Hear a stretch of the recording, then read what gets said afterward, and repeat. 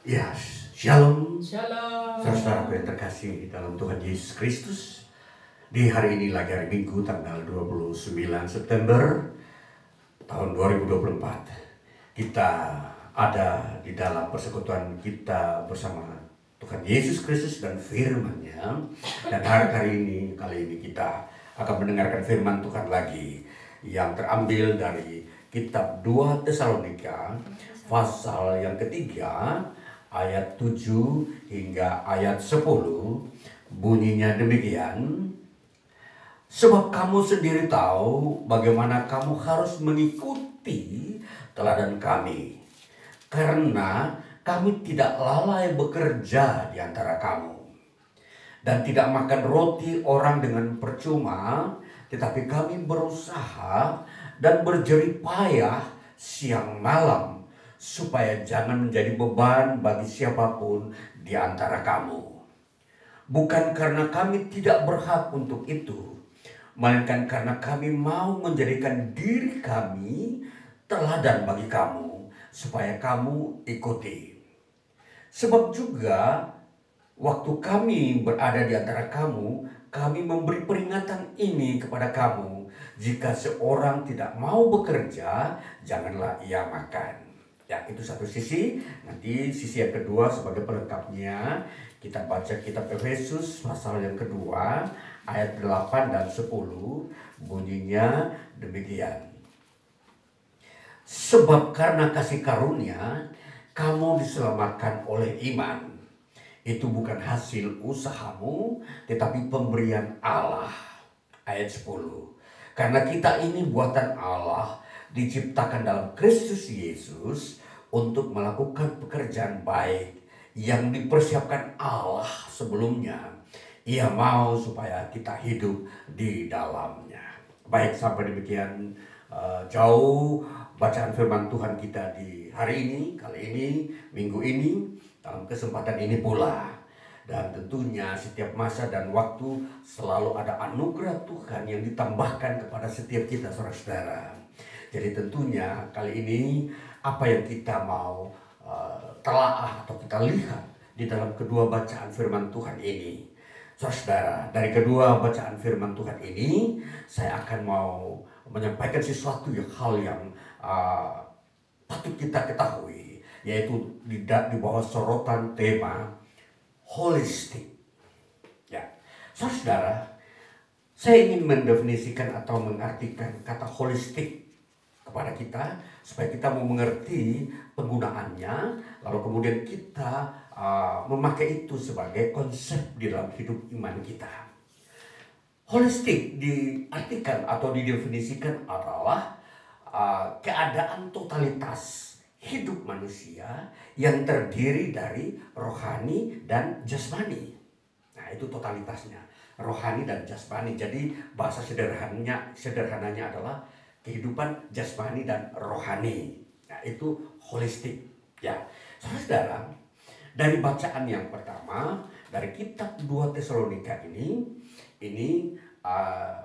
ternyata yang difokuskan di sini adalah hal jasmani. Mari kita perhatikan betapa Rasul Paulus begitu kuat menegaskan pengajarannya mengenai kebutuhan jasmani. Dikatakan, kita sudah baca tadi 2 Tesalonika pasal 3 ayat 6, dikatakan begini: tetapi kami berpesan kepadamu saudara-saudara dalam nama Tuhan Yesus Kristus, supaya kamu menjauhkan diri dari setiap saudara yang tidak melakukan pekerjaannya dan yang tidak menurut ajaran yang telah kamu terima dari kami. Saudara, bagaimana Paulus begitu bisa memberikan penekanan bahwa pekerjaan yang harus dikerjakan oleh setiap orang itu harus benar-benar diperhatikan. Jadi di sini pekerjaan adalah sesuatu kewajiban yang harus dikerjakan oleh setiap orang percaya agar dia bisa makan, saudara-saudara. Nah, di sini permasalahannya adalah bagaimana memenuhi kebutuhan hidup individu seseorang di dunia ini. Nah, Jadi prinsipnya adalah Paulus menggunakan prinsip bekerja, bukan prinsip meminta-minta atau bermalas-malasan. Dalam teks yang lebih kuat adalah jangan kamu bermalas-malasan. Atau dengan kata lain, hanya kamu mau minta belas kasihan orang lain. Ya, padahal di situ kalau dikembangkan potensi sebenarnya bisa menghasilkan sesuatu bagi dirinya sendiri khususnya. Karena dia bermalas-malasan atau karena dia mengharapkan bantuan orang lain saja, maka dia menjadi seorang yang pasif, yang tidak bisa produktif. Nah, itulah menjadi permasalahannya. Saudara, hubungannya sebelum kita masuk ke dalam masalah rohani, apa hubungannya hal jasmani dengan hal rohani?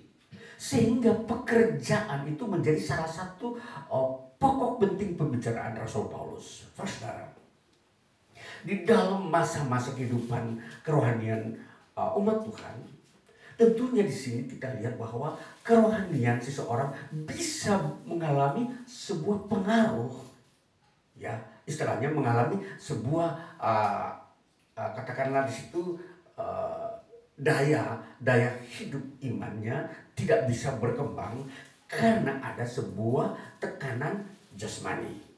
Ya, kita melihat fakta-fakta ini, ya kalau kita melihat di sesuatu lokasi di mana di situ banyak kemiskinan karena kemalasan, ya di situ seringkali mereka dipengaruhi oleh faktor-faktor lain.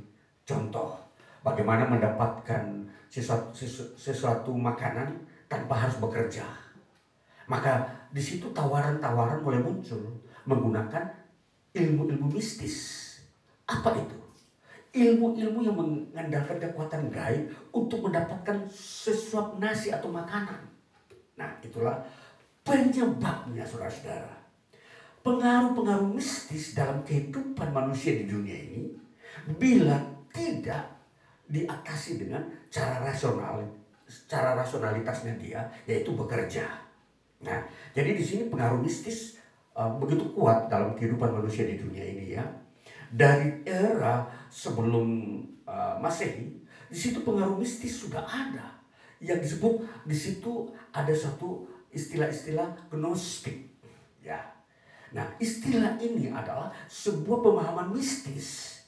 Contoh, ada orang tiba-tiba mempunyai kepercayaan bahwa kalau dia duduk-duduk saja tanpa bekerja, tahu-tahu ada emas jatuh di depannya dia. Atau tiba-tiba ada kekayaan jatuh dengan istilahnya rezeki nomplok. Nah, itu seringkali diandalkan. Nah, inilah penyebab-penyebab pengaruh mistis di dalam kehidupan generasi sejarah umat manusia. Nah, itulah sebabnya di sini Rasul Paulus hadir menegaskan bagaimana menghilangkan pengaruh mistis ini.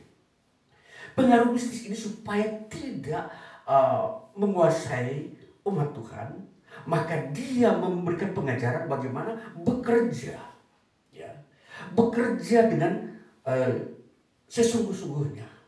Nah, mari kita memperhatikan kata yang dipakai oleh Rasul Paulus di dalam pasal 3 ayatnya yang ke-8. Dan tidak makan roti orang dengan percuma, tetapi kami berusaha dan berjerih payah siang malam supaya jangan menjadi beban bagi siapapun di antara kamu. Nah, itu saudara-saudara, sebuah gaya hidup Rasul Paulus dengan memberikan teladan bahwa dia bekerja keras siang dan malam. Supaya apa? Untuk mendidik orang-orang yang tadinya berpemahaman mistis berubah menjadi rasionalistis. Artinya menggunakan akal untuk bekerja, bukan mengandalkan sebuah kondisi mistis yang sedang menguasai generasi-generasi manusia. Saudara-saudara, kalau kita memperhatikan sampai hari ini dunia mistis masih ada. Kita melihat masih banyak orang praktek-praktek mistis, ya. Ini sesuatu yang perlu kita perhatikan baik-baik. Mistis adalah sesuatu gaya hidup negatif yang begitu merugikan umat manusia sebenarnya. Bagaimana kita mau melihat negatifnya?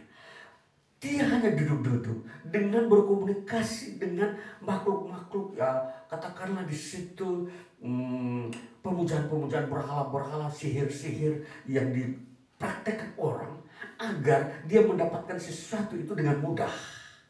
Ya, dia tanpa bekerja keras, dia mendapatkannya hanya dengan sebuah kegiatan-kegiatan mantra, dengan sebuah kegiatan-kegiatan sihir, menipu orang lain dengan ilmu-ilmu sihirnya. Nah, dengan melakukan hipnotis, melakukan penipuan-penipuan, itu semua adalah sikap-sikap hidup kemalasan yang dipengaruhi oleh dunia mistis. Nah, jadi saudara-saudara, jadi jangan kita mengikuti gaya hidup kegelapan ini. Dunia mistis adalah dunia kegelapan, dunia bermalas-malasan, dunia yang tidak mau bekerja keras. Nah, jadi harap gampang, tidak mau belajar, tidak mau berupaya mengelola potensi dalam dirinya. Nah, ini saudara-saudara, jadi kita melihat inilah alasan, ya, alasan sehingga Paulus menegaskan bahwa barang siapa tidak bekerja, janganlah dia makan. Nah, itu sebuah penekanan dan didikan Paulus agar memang orang yang beriman dia betul-betul mengerti bahwa iman dan rasionalitasnya dia itu adalah sejalan. Kalau dia menerima Kristus, dia mendapatkan pengampunan dosa untuk hidup kekal. Maka ketika dia masih hidup di dunia ini, dia harus mempotensikan dirinya itu bekerja. Nah, jadi tidak terpengaruh oleh pengaruh-pengaruh ajaran mistis tadi, ya, bahwa tidak usah bekerja capek-capek sampai tengah malam, tidak usah bekerja keras terlalu rajin, duduk-duduk saja, tahu-tahu makanan datang, tahu-tahu segala keperluannya datang. Nah, ini saudara-saudara yang kita harus mengerti hari-hari ini, bahwa kita harus menajamkan pribadi kita, iman kita dan rasional kita, bahwa beriman dan bekerja itu adalah hal yang sempurna, itu adalah hal yang holistik. Nah, jadi kita mau mencegah sebuah pola dan gaya hidup kepercayaan generasi kegelapan yang tidak mau menggunakan pekerjaan ini, yang hanya mau memakai tipu-tipu, yang hanya mau memakai hipnotis, memakai ilmu-ilmu sihir untuk mengelabui orang lain dan dia mendapatkan keuntungan yang besar. Nah, ini saudara-saudara, ini ditentang oleh Injil. Injil tidak membenarkan orang hidup dalam mistik, hidup dalam tipu-tipu, hidup di dalam menggunakan ilmu hipnotis, hidup di dalam menggunakan ilmu-ilmu memperdaya orang lain. Ya, jadi itu dunia kegelapan, itu bukan kebenaran, itu adalah pekerjaan setan. Nah, saudara, dari bagian ini supaya kita benar-benar melihat dunia real, dunia nyata di dunia ini, bahwa hidup di dunia ini harus bekerja berdasarkan potensi yang ada pada saudara. Saudara di bidang musik, bekerjalah dengan musik seni yang memang benar-benar itu memberi nilai-nilai yang memang saat ini dibutuhkan. Saudara mempunyai kemampuan teknologi, itulah teknologinya dengan benar, bukan untuk teknologi untuk menipu-nipu orang lain. Katakanlah saudara ada orang mempunyai kemampuan teknologi komputer, di situ dia dapat menjebol rekening bank orang di situ. Ini tipu-tipu, ini tidak perlu digunakan. Ini sebuah gaya hidup malas-malas, mencuri, mengambil uang orang nasabah di bank dengan teknologi komputer. Ini semua ini adalah praktek karena ada unsur pengaruh mistis tadi. Bermalasan-malasan saja tapi dapat uang yang begitu banyak dengan secepatnya tanpa bekerja keras. Nah, dunia inilah dunia yang dipengaruhi oleh dunia-dunia mistik. Dunia yang membuat manusia malas dan tidak mau hidup dalam kebenaran. Nah, itulah saudara-saudara, itulah latar belakang hubungan timbal balik antara nasihat Paulus kepada jemaat di Tesalonika bahwa kamu harus bekerja keras. Nah, itulah kita melihat sisi daripada jasmani yang kita melihat bahwa dunia holistik adalah dunia jasmani dan rohani. Kita makan, dikatakan oleh Rasul Paulus, supaya kita itu makan roti bukan dengan percuma. Artinya begini, makan setiap hari kita makan, kita hanya meminta orang lain yang memberi makan, memberi jatah makan pagi siang malam. Betapa miris zaman modern saat ini kalau ada. Maka ini jangan terjadi. Zaman modern ini memalukan. Orang yang hidup hanya disuap oleh orang lain, hanya meminta belas kasihan orang lain untuk memberi makan. Saudara, ini jangan terjadi. Hendaklah jangan ada di tengah-tengah kita, ada di tengah-tengah pekerjaan kita, kehidupan kita, keluarga atau pribadi. Ya. Jadi hendaklah kalau kamu mau makan, kamu sudah berpikir itu adalah hasil kerjamu. Kamu bekerja, apa saja pekerjaan, tapi jangan pekerjaan yang tadi, tipu-tipu tadi, yang membohongi orang lain, memperdaya orang lain lalu saudara makan, atau memeras orang lain. Ini banyak pekerjaan modern saat ini yang memang tidak benar. Tapi motivasinya hanya adalah memang mau mencari makan. Tetapi dia mencari makan dengan cara yang tidak sehat. Ya bisa saja kalau kita melihat zaman sekarang pekerjaan, ada istilah orang bekerja dia sebagai seorang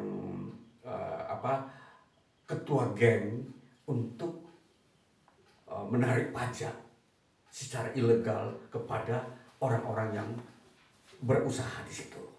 Nah, ini pekerjaan ilegal, pekerjaan yang tidak dibenarkan. Ya. Jadi pekerjaan adalah pekerjaan betul-betul yang memproduksikan sesuatu.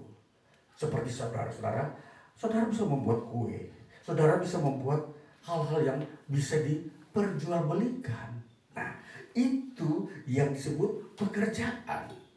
Nah, jadi di dalam semua ini kita harus melihat pekerjaan itu adalah pekerjaan yang positif.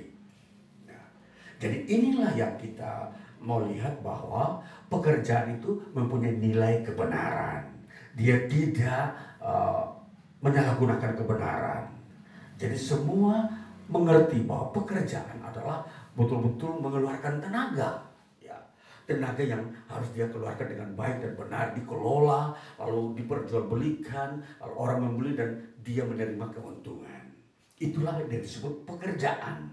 Nah ini saudara, inilah yang perlu diajarkan. Apa sih pekerjaan yang harus saya kerjakan dalam fase-fase saat ini? Ya, memikirkan bagaimana kebutuhan orang lain itulah yang harus dikerjakan. Saudara membantu rumah tangga orang lain supaya rumah tangga dia itu terpenuhi kebutuhannya, menjaga anak orang lain, itu pekerjaan. Mengantar anak orang lain ke sekolah, itu pekerjaan. Masih banyak pekerjaan yang memang informal, yang itu bisa mengisi hidupmu untuk makan. Nah ini saudara, ini bagian daripada sisi jasmani saudara. Jadi tentunya kalau kita memperhatikan bahwa pekerjaan itu menjadi kewajiban. Jadi ketika seseorang sudah berumur dewasa, dia telah melewati masa pendidikan, dia harus berkreasi, memikirkan bagaimana dia harus bekerja perlahan-lahan, sedikit demi sedikit. Tahun pertama dia mungkin penghasilannya ya katakanlah untuk dirinya sendiri. Tahun berikutnya dia perlahan-lahan mungkin bisa untuk disimpan. Kemudian perlahan-lahan tahu-tahu dia bisa memberikan kepada siapa sahabatnya atau saudaranya atau keluarganya. Nah itulah tahapan-tahapan saudara-saudara. Nah inilah yang dikehendaki Tuhan. Inilah yang masuk di dalam bagian keselamatan. Keselamatan kita. Jadi dalam perjuangan membangun iman, kerohanian, inilah yang kita kerjakan, kita perhatikan. Jadi kita dapat menjadi terang di dunia ini. Maka dengan cara demikian kita dapat membatasi ruang gerak uh, dunia mistis. Kita dapat mengatasi sebuah generasi yang sering menggunakan mistis itu. Dunia mistis itu, dunia magic itu bisa berkurang kalau kita terus-menerus menjadi terang dan saksi di tengah-tengah orang-orang yang malas. Nah, ini saudara-saudara. Jadi disinilah dunia holistik ini mulai betul-betul tampil di depan kita. Kemudian kita perhatikan seterusnya di bagian pasal Efesus pasal 2 ayat 8 dan 10 tadi kita baca, bagaimana kita melihat hubungannya.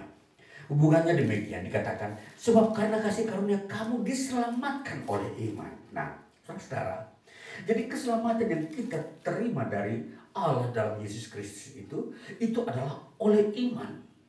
Nah, jadi keselamatan itulah menjadi dasar, itu yang menjadi kebutuhan rohani. Jadi keselamatan itu menjadi prioritas, kemudian ditambahkan dengan hal-hal jasmani. Nah, jadi pemahaman kita bahwa keselamatan itu sudah kita dapatkan.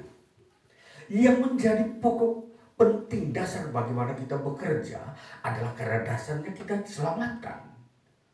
Kita diselamatkan dan kita ada di dalam penyertaan Tuhan. Maka dari situlah kita beranjak mengembangkan diri kita, potensi bekerja. Saudara, dunia sekarang ini siapa yang tidak bekerja dia ketinggalan.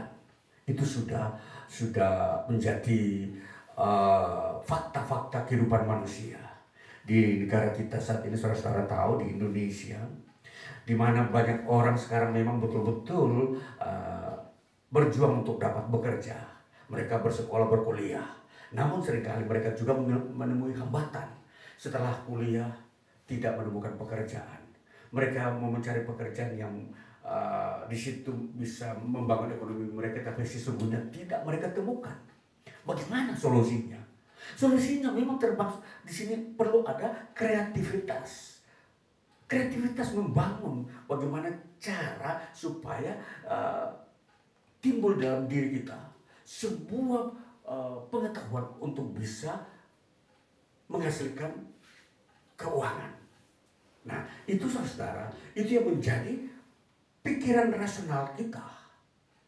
Kita jangan terjebak dengan putus asa. Orang bermalas-malas, nanti orang lain saja yang menolong, atau nanti pemerintah saja yang mempunyai tanggung jawab. Nah, ini konsep begini kita harus waspadai.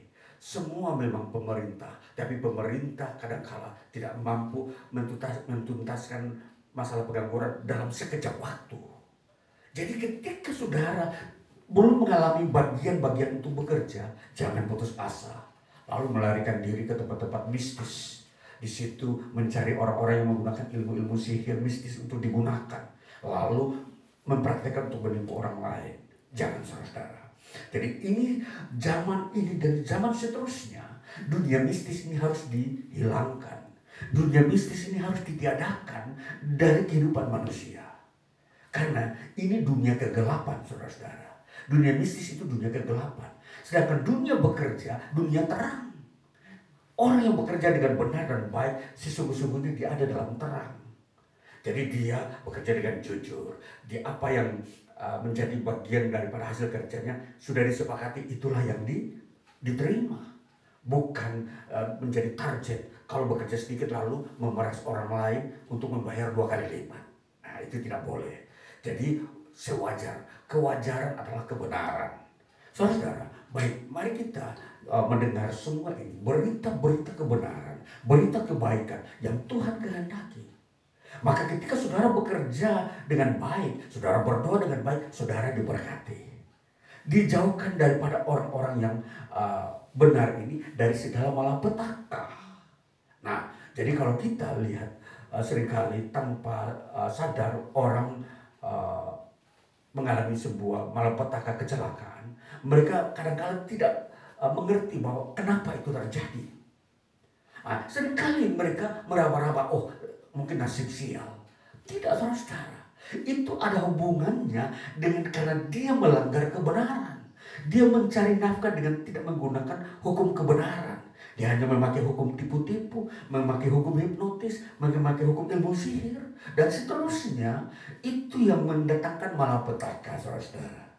Maka ini perhatikan baik-baik saya sampaikan hari ini. Bahwa Injil mengajarkan orang untuk bertobat. Janganlah melakukan lagi pekerjaan kegelapan itu. Pekerjaan tipu-tipu, pekerjaan sihir, pekerjaan-pekerjaan dalam dunia mistis itu tinggalkan. Jangan lari ke dukun-dukun untuk mencari kesuksesan. Saudara rugi sendiri, saudara. Saya sampaikan ini bahwa memang orang berpikir mau cari jalan pintas di tengah sebuah kesulitan. Maka dukun seringkali laku, saudara. Di dalam dunia persaingan yang begitu ketat, yang begitu sulit, seringkali orang tidak berdaya memakai rasionalitasnya dia. Dia mulai memakai dukun. Nah ini untuk mengalahkan orang lain. Seperti dunia bisnis, dunia politik. Ini seringkali dipakai. Maka hari-hari ini Injil mau hadir di tengah saudara-saudara. Untuk demi masa depan saudara dan kebahagiaan saudara. Jangan lakukan praktek-praktek dunia mistis itu. Datanglah kepada Tuhan. Belajarlah dengan tekun. Bekerja dengan keras siang dan malam. Saudara pasti sukses. Dan inilah kebenaran Injil. Orang yang bekerja dalam kebenaran, dalam iman, dalam hubungannya dengan keselamatan, dia pasti diberkati Tuhan. Maka ini saudara-saudara, jangan segan-segan dan jangan takut saudara bekerja dengan benar. Jangan saudara, jangan takut. Bekerjalah dengan benar. Saudara akan bisa mengalahkan orang-orang yang menggunakan dunia mistis. Saudara bisa mengalahkan orang-orang yang sering mengandalkan paranormal dan dukun-dukun yang ada di sekitar saudara. Saudara di bidang pengacara, saudara di bidang politik, saudara di bidang bisnismen. Kerjakan dengan benar, saudara-saudara. Jangan takut dengan hal-hal yang ada di dunia ini. Percayakanlah kepada kebenaran. Kebenaran akan menolong saudara, membuat saudara keluar dan menjadi seorang yang benar-benar sukses di mata Tuhan dan di dunia ini. Inilah dunia holistik. Bagaimana iman dan kehidupan di dunia ini sinkron, sama-sama bertumbuh. Saudara bertumbuh dalam iman, tapi saudara juga bertumbuh dalam dunia jasmani. Kerohanian dan kejasmanian saudara tumbuh. Saudara ketika rohanian baik, saudara tidak kekurangan ekonomi. Itu maksudnya. Jadi seringkali kita menemukan ada orang rohaninya baik, tapi ekonominya lemah. Ini harus berjuang.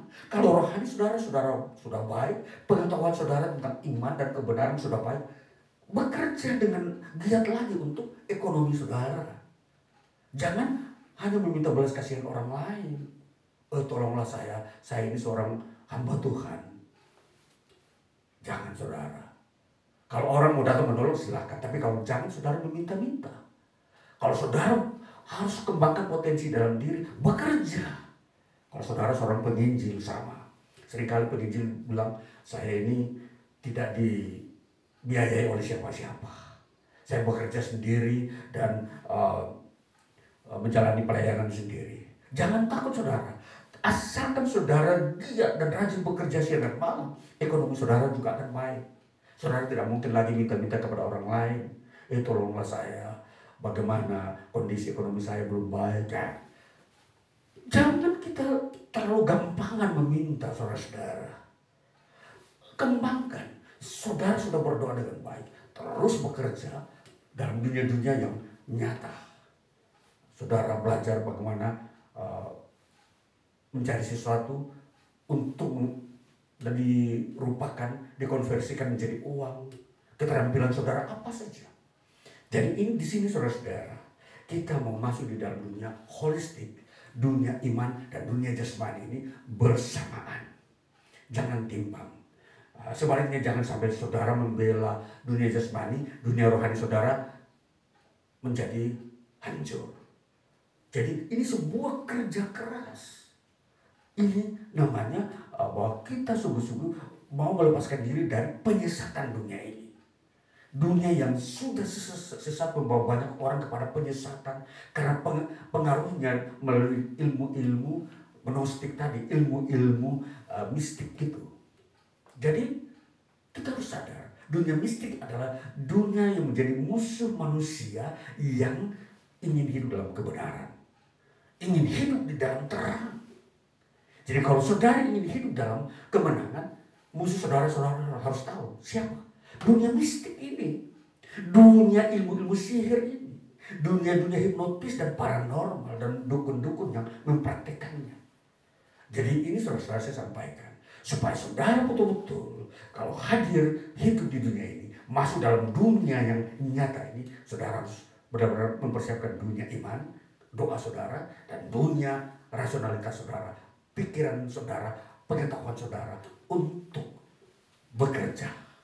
Nah, ini saudara, bagian yang kita harus tahu dengan jelas. Maka Paulus berkata begini dalam teks Yunani, Allah en kopo kai moxto. Artinya apa? Tetapi dengan jerih lelah dan kerja berat. Bahwa jerih lelah dan kerja berat itu adalah moto hidup orang jasmani untuk bisa mengalahkan dunia mistik. Kopo kai moxto artinya jerih lelah dan kerja berat. Itu adalah moto daripada Rasul Paulus untuk mengalahkan dunia mistik. Jadi dunia mistik sebelum Yesus datang sudah menguasai bangsa-bangsa. Jadi tentunya ini yang banyak membuat dunia menjadi gelap. Dan banyak orang mempraktikkan ilmu sihir sebagai andalannya untuk mengalahkan kesusahan atau penderitaan atau kemiskinan yang dihadapi oleh manusia di dunia ini. Maka ini rahasia yang saya mau sampaikan kepada saudara-saudara, bahwa Injil mampu membawa manusia keluar dari dunia kemiskinan, dari penderitaan manusia di dunia ini. Sehingga setan yang ada di dalam dunia kegelapan sihir tidak menipu manusia lagi. Setan tidak bisa menyesatkan banyak lagi generasi manusia di masa-masa akan datang. Perhatikan, kalau generasi akan datang akan diselamatkan, dengarkanlah Injil. Kalau generasi depan tidak tenggelam di dalam penderitaan, dengarkanlah Injil. Kalau generasi depan tidak mengalami sebuah krisis totalitas, dengarkanlah Injil. Maka hari-hari ini saya sampaikan berita Injil kepada saudara-saudara untuk mempersiapkan masa hidup saudara, masa depan. Supaya saudara tidak mengalami krisis yang begitu dalam, tidak jatuh ke dalam sebuah penderitaan karena pengaruh mistik ini. Jadi ini saudara-saudara saya sampaikan bahwa firman Tuhan di hari ini menguatkan kita supaya kita hidup membangun dasar hidup kita di dalam kebenaran, bukan di dalam filsafat, bukan di dalam dunia mistik, tapi di dalam firman Tuhan yang mengajarkan kita bahwa kita berdoa dan bekerja, iman dan bekerja. Itulah dasar moto kehidupan seorang Kristen yang dewasa. Kalau dia dewasa, dia akan hidup seperti itu. Dewasa dalam jasmani, dewasa dalam rohani. Baiklah saudara, firman Tuhan ini menghantar kita untuk masuk ke dalam dunia ini dengan benar. Dengan hukum-hukum yang Tuhan lengkapi. Dan saudara akan masuk dalam dunia keselamatan dan dunia kebahagiaan yang saudara impikan. Biarlah nama Tuhan dimuliakan dan saudara semakin diberkati dalam hari-hari hidup saudara secara pribadi, keluarga, dan masa depan saudara. Haleluya. Amin.